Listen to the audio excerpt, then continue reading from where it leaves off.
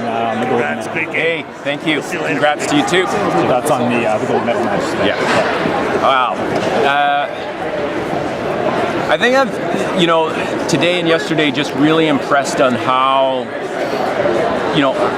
basically our consistency of play, and I'll take those first two sets. I think we really earned those first two wins. And then, minor hiccup, and I don't just mean the third set, but even the start of the fourth. And so then our ability to battle back, and there would be all sorts of turning points in there. But like one of the things, the great thing about our sport, right? You can make some errors. You can make a lot of errors and still win.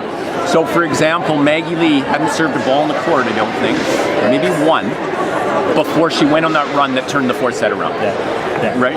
Like she served absolute rockets.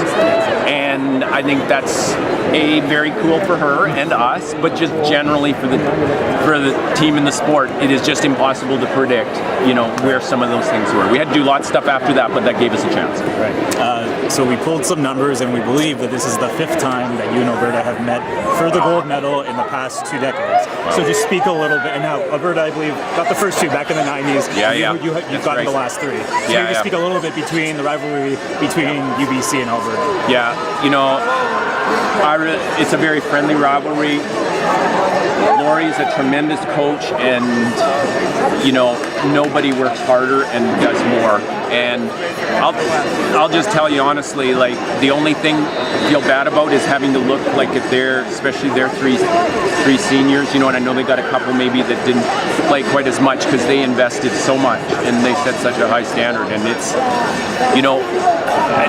I know how hard that is for them. I've been on the other side of that, and if it wasn't the things there and the same, and it's one thing I said back, we had a couple of people here, alumni, that maybe didn't always get to share some of that championship, but sometimes there's championship teams and they don't necessarily win. And what I mean by that is there can be years where there's 2, 3 teams that are just playing at a super high level, and I would put Alberta and Trinity in that category this year. Last weekend they beat us in 4 to win the Canada West Championship, and they deserved it, right? And so you have to feel gratitude just, for being able to have that, because this was not predestined in any way. Awesome.